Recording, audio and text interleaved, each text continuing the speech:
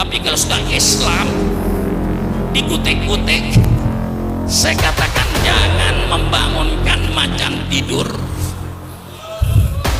Saya sudah tidur sebenarnya karena tua.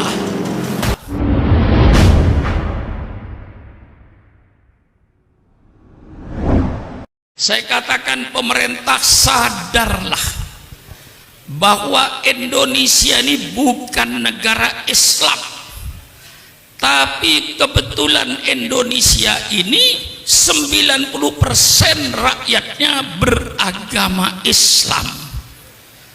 Maka kalau pemerintah mau bikin undang-undang, mau bikin peraturan, pakai pikiran.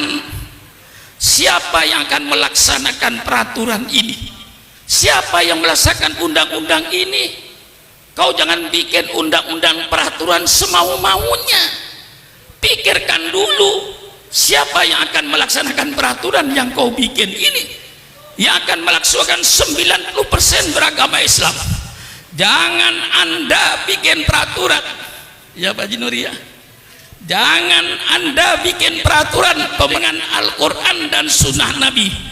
Persilakan Anda bikin peraturan. Kalau peraturan itu jelas-jelas bertentangan dengan Quran dan Sunnah Rasulullah, umat Islam siap untuk tidak mengerjakan.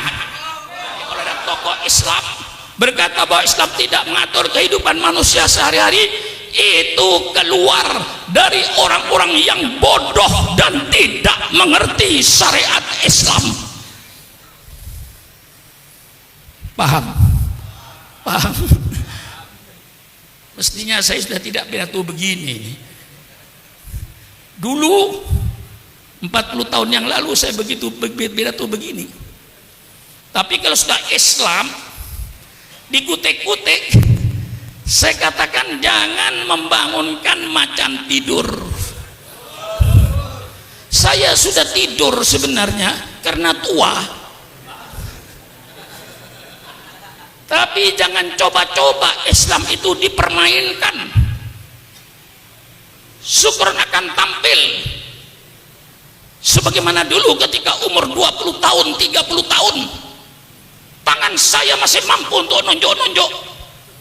Kalau ini sudah menyangkut soal Islam, jadi orang yang berkata Islam tidak mengatur ekonomi, tidak mengatur politik, itu orang yang bodoh Islam. Ngaji, jangan Islamnya cuma asyhadu an la ilaha illallah wa asyhadu anna muhammadar rasulullah, tidak pernah belajar Islam, tidak pernah ngaji tafsir, tidak pernah ngaji hadis, lalu berkata bahwa Islam tidak mengatur kehidupan manusia. Itu keluarlah dari pemikiran orang-orang yang bodoh Islam. Paham? Mengatur ekonomi, mengatur ekonomi supaya pelaku ekonomi bermoral, yang dagang berakhlak, yang buka industri berakhlak. Ini tujuannya mengapa Islam bicara ekonomi, supaya pelaku ekonominya bermoral, berakhlak. Innama bu'itsu liutammima makarimal akhlak. Paham? Mengapa Islam bicara politik? Intinya, kata kuncinya satu, innama bu'itsu liutammima makarimal akhlak. Mengapa Islam bicara politik? Islam bicara politik supaya pelaku politik bermoral, berakhlak. Sebagai seorang pemimpin, apa kewajibannya terhadap rakyatnya? Hai pemimpin-pemimpin, jangan kau berpikir apa yang akan saya ambil dari rakyat, tapi pemimpin, berpikirlah apa yang akan kau berikan kepada rakyatnya itu. Kalau kau selalu berpikir apa yang saya ambil dari rakyat, ya gampang, naikkan semua pajak. Maka pemerintah bukan berpikir apa yang saya ambil dari rakyat, tapi pemerintah berpikir apa yang harus saya berikan kepada rakyat. Bagaimana? Bagaimana? Ngotot lagi saya ini, dipancing Habib Hanif tadi itu. Lah ini Islam. Siapa bilang Islam tidak bicara politik? yang melarang kiai bicara politik, yang melarang ulama bicara politik di masjid-masjid, di masjid taklim adalah Belanda. Sekali lagi, yang melarang kiai bicara politik, bicara soal negara, itu Belanda. Mengapa Belanda melarang kiai bicara politik? Karena Belanda ingin menjajah Indonesia sampai kiamat. Maka Belanda melarang. Banyak kitab-kitab, dulu Kiai Maskur, mantan Menteri Agama, cerita kepada saya, banyak kitab-kitab yang dilarang oleh Belanda yang membangkitkan semangat anak muda. Namanya kitab Idotun Nasiin. Ya Kiai, masih ingat kitab Idotun Nasiin? Kitab Idotun Nasiin ini membangkitkan generasi muda. Kitabnya sekarang masih ada. Itu oleh Belanda dilarang.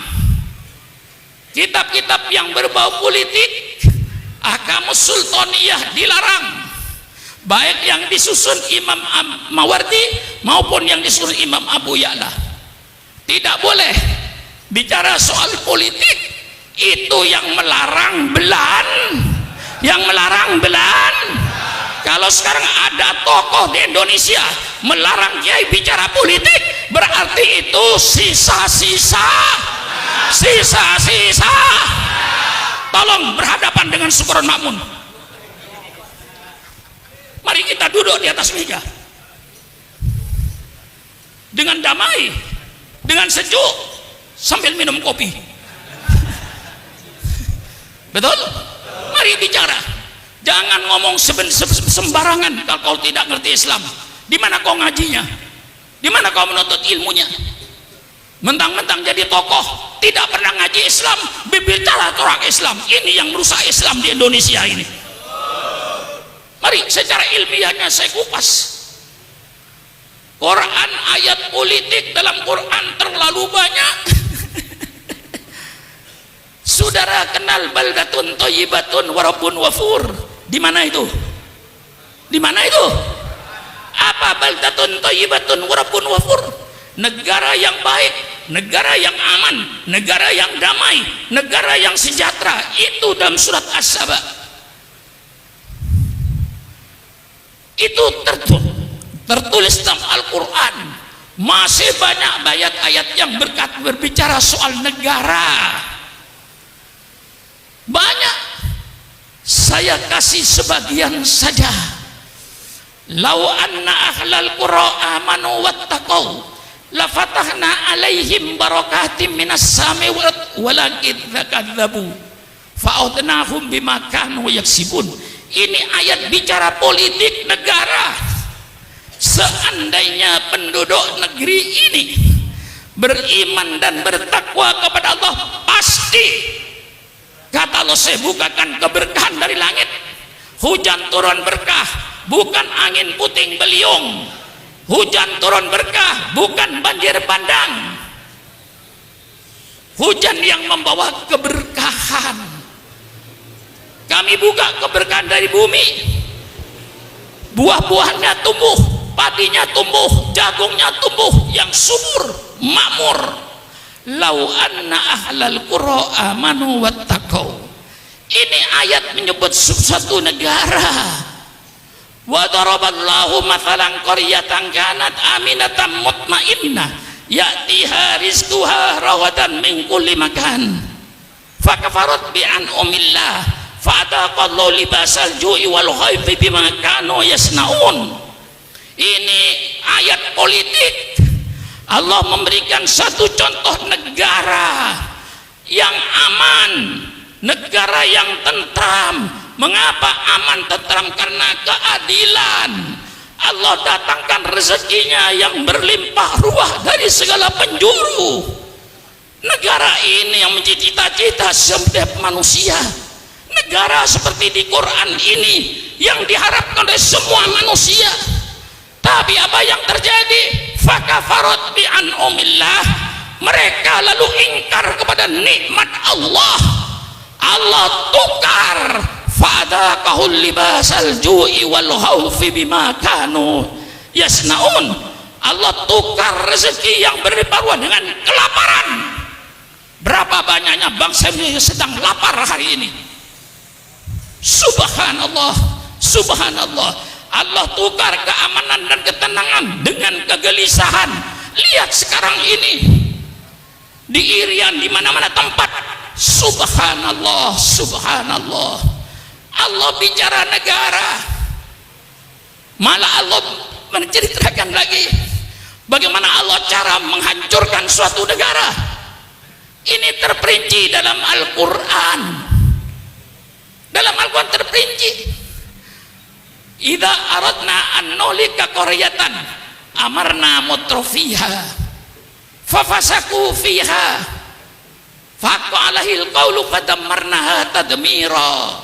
Kalau Allah ingin menghancurkan suatu negara, apa yang Allah jadikan?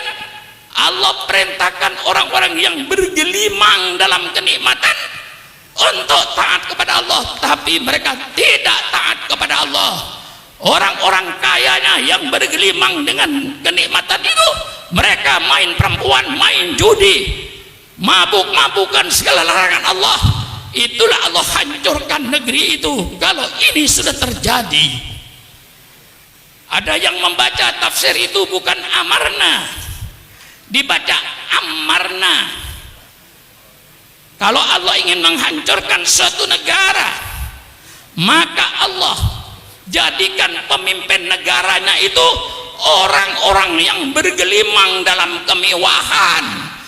Karena mereka sudah bergelimang dalam kemewahan, dengan makan duit rakyat, dia lupa kepada rakyatnya. Dia kerjakan kedoliman, dia kerjakan ketidakadilan. Disitulah Allah hancurkan negeri itu.